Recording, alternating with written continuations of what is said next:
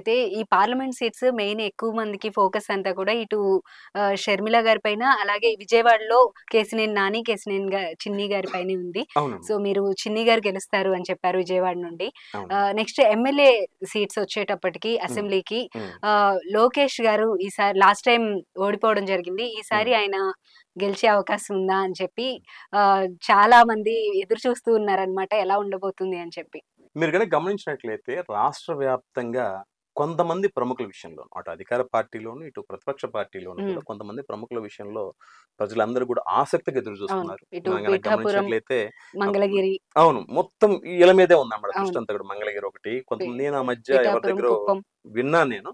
ఎవరో అన్నారు చంద్రబాబు నాయుడు గారికి ఈసారి డిపాజిట్ కూడా రావట్లేదు, వారు ఖచ్చితంగా అంత మెజారిటీతో అంత తేడాతో ఓడిపోతున్నారు, ఎంత తేడాతో ఓడిపోతున్నారని చెప్పి ఎవరు మరి న్యూస్ వచ్చిందో లేదా మరి పేపర్లు వేసో తెలియదు, ఎవరో అన్నారు నాకు. ఓకే.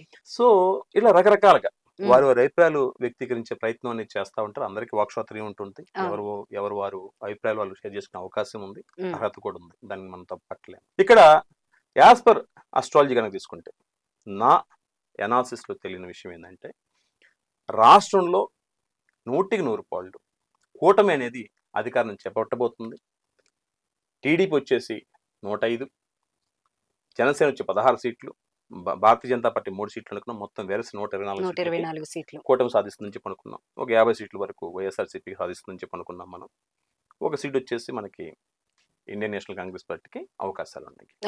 అది కొంచెం రెండో స్థానంలో టీడీపీ ఉంది అంటే కొంచెం టైట్ గా ఉంది, బట్ ఛాన్సెస్ దానికే ఇచ్చానమాట నేను.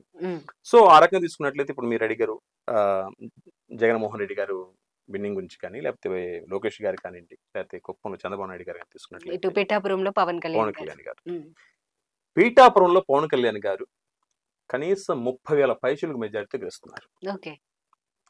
మంగళగిరిలో లోకేష్ గారు 30,000 పైచులకు మెజారిటీతో గెలుస్తున్నారు. అలాగనే కుప్పంలో చంద్రబాబు నాయుడు గారు కానివ్వండి, పులివెందుల్లో జగన్మోహన్ రెడ్డి గారి కాన్స్టిట్యున్సీ కానీ తీసుకున్నట్లయితే వీళ్ళెవ్వరు కూడా తమ తమ మెజారిటీలకి తగ్గకుండా మళ్ళా విజయాన్ని సాధిస్తున్నారు. కొద్దిగా జగన్మోహన్ రెడ్డి గారి మెజారిటీ అనేది కొంత ఇన్ఫ్లుయెన్స్ అయ్యే అవకాశం ఉంది.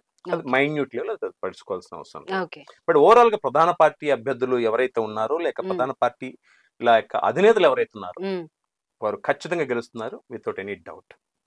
అయితే మనం మరొక విషయాన్ని కన్సర్న్లోకి తీసుకోవచ్చు. రాష్ట్రంలో ఉన్నటువంటి కొన్ని ప్రత్యేకమైన ఉమ్మడి జిల్లాల్లో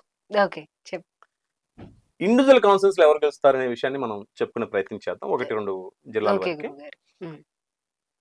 మనం గుంటూరు కనుక తీసుకున్నట్లయితే ఈ గుంటూరులో ఏ కాన్స్టిట్యున్సీ లో ఎవరు గెలుస్తున్నారు అని తెలుసుకునే ప్రయత్నం చేద్దాం. మన ప్రేక్షకులకు కూడా చాలా ఆసక్తిగా ఎదురు చూస్తున్నారని చెప్పి నేను భావిస్తున్నాను.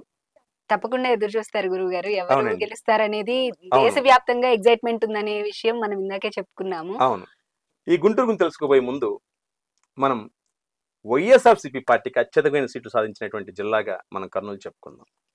ఈ కర్నూలు జిల్లాలో ఏ కాన్స్టిట్యున్సీ, ఏ ఇండివిజువల్ కాన్స్టిట్యున్సీలో ఏ పార్టీ గెలుస్తుంది, ఏ పార్టీ అభ్యర్థులు గెలుస్తున్నారనే అంశం గురించి తెలుసుకునే ప్రయత్నం చేద్దాం. ఈ కర్నూలు జిల్లాలో మొత్తం మనం చెప్పుకుందాం 14 నియోజకవర్గాలు ఉన్నాయి. ఈ 14 నియోజకవర్గాలకు గాను వైఎస్ఆర్సీపీ పార్టీ 10 సీట్లను కైవసం చేసుకోబోతుంది. టీడీపీ కేవలం 4 సీట్లతో సరిపెట్టుకోబోతుందని మనం అనుకున్నాము. ఆ 4 సీట్లు ఏంటి, ఈ 10 సీట్లు ఏంటి అనేది మనం తెలుసుకునే ప్రయత్నం చేద్దాం. ఆలగడ్డలో మీరు గమనించినట్లయితే వైఎస్ఆర్సీపీ పార్టీ నుంచి గంగుల బ్రిజేందర్ రెడ్డి గారు పోటీ చేస్తున్నారు. ఇటు టీడీపీ పార్టీ నుంచి భూమా అఖిలప్రియ గారు పోటీ చేస్తున్నారు. ఈ ఆలగడ్డలో టీడీపీ పార్టీ అభ్యర్థి అయినటువంటి అఖిలప్రియ గారు గెలుస్తున్నారు. శ్రీశైలం నుంచి శిల్ప చక్రపాణి రెడ్డి గారు గెలుస్తున్నారు.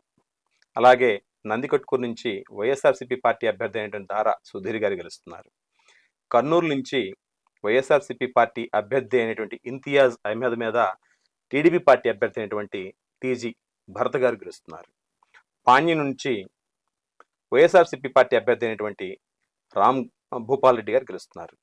నంద్యాల నుంచి వైఎస్ఆర్సీపీ పార్టీ అభ్యర్థి అయినటువంటి శిల్ప రవిచంద్ర కిషోర్ రెడ్డి గారు గెలుస్తున్నారు.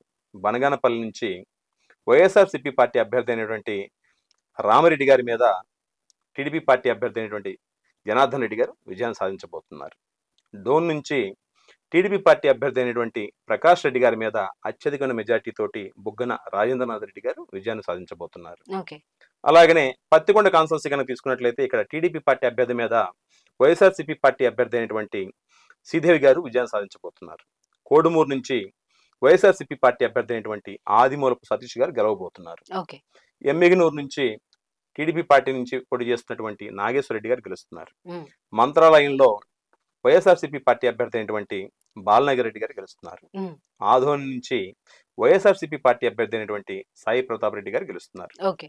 ఆలూరు నుంచి వైఎస్ఆర్సీపీ పార్టీ అభ్యర్థి అయినటువంటి విరూపాక్ష గారు గెలుస్తున్నారు. ఓకే. అంటే ఇందులో మొత్తం తీసుకున్నట్లయితే ఈ 14లో 10 అవునండి, వైఎస్ఆర్సీపీ, 4 వచ్చేసి టీడీపీ. టీడీపీ పార్టీ అని చెప్పి మనం ఆల్రెడీ అనుకున్నాం. ఆ డీటెయిల్ గా మనం తెలుసుకునే ప్రయత్నం ఇక్కడ చేశాం. ఓకే.